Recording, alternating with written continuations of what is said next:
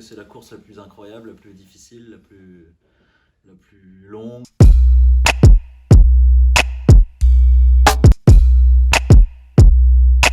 Je suis Romain Attanasio, le skipper du bateau Pure Best Western qui vient de faire le Vendée Globe. Ah, ça c'est la question ultime.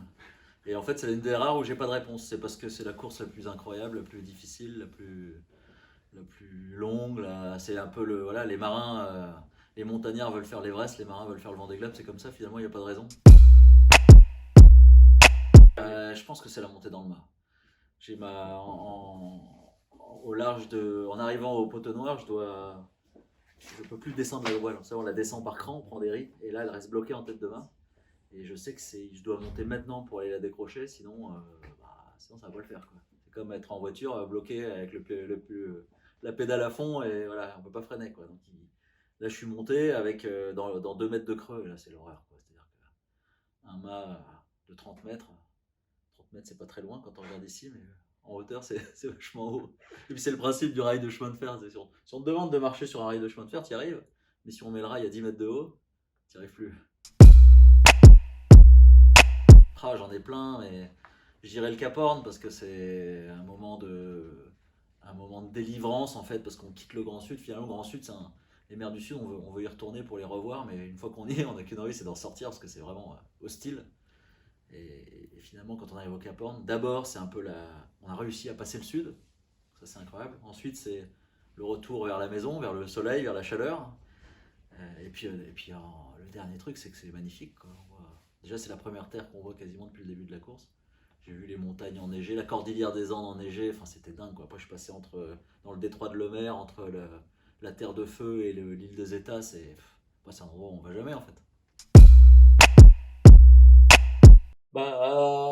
Ça fait pas grand chose parce que finalement, la pauvre, elle a tapé un ovni au large d'Afrique du Sud. Donc la course s'est arrêtée pour elle. Ensuite, elle est repartie, meilleure course. Donc, finalement, elle aurait dû arriver avant moi et c'est pas le cas. Donc c'est un peu curieux. Malheureusement pour elle, c'est pas du tout le scénario qui était envisagé. Mais bon, voilà, c'est ça le Vendée, c'est la course. Et en général, il y en a la moitié qui abandonne. Elle abandonne pas et elle continue hors course. Donc c'est vraiment super. Une douche, un steak frites, enfin, je dis la steak frites, mais de manger bien, quoi. En fait, on a marre de manger les petits plats lyophilisés. Et puis un lit sec. Alors, la dernière fois que j'ai dit ça, quelqu'un m'a dit ah bah, c'est pas ton fils? J'ai dit mais si, évidemment. Mais aussi, un petit peu de confort, ça manque beaucoup. Alors, en fait, quand on a une semaine avant d'arriver, l'organisation nous appelle pour nous demander ce qu'on veut manger le jour de l'arrivée. Alors ça, c'est un truc qu'on attend avec impatience. Donc j'avais demandé une salade de tomates en entrée, même si c'est pas la saison, mais un peu de frais en fait. Une côte de bœuf avec des frites, une religieuse au chocolat, et puis après, petit verre de vin, je crois. Et 2 bières.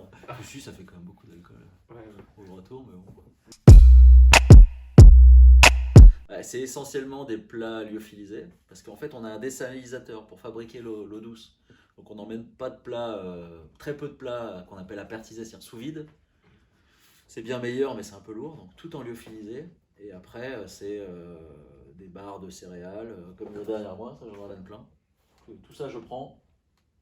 Et puis, est-ce qu'il y a celle que j'adore? Ah oui, celle-là. Alors ça, c'est tous mes petits déj, c'est ça. Voilà. Donc ça, je pars passant. Et puis ça, je fais le thé là-dedans. Donc ça durcit un peu avec la chaleur, mais en fait, le bateau il bouge tellement que en fait, mes tisanes et mes thés, je les prenais dans ces 2 petites bouteilles-là, parce que ça évitait de me brûler en fait avec les mouvements du bateau. Ouais, alors déjà on s'entraîne sur le bateau, parce qu'il faut connaître son bateau par cœur. Toutes les manœuvres, il faut qu'elles passent les yeux fermés, on les fait dans le noir. À la fin, on n'allume même plus la lampe frontale pour faire une manœuvre, on connaît tous les emplacements. On fait de la préparation physique parce que tout est lourd, tout est dur hein, sur un bateau. Une voile ça pèse 100 kg, on peut même pas la sortir comme ça en direct. Le matossage, c'est-à-dire il y a 800 kg de matériel dans le bateau entre les voiles et le matériel et il faut le déplacer. Dans le petit temps, on va mettre tout ça à l'avant pour enfoncer les traves, pour pas que le bateau il avance comme ça s'il regarde moins vite.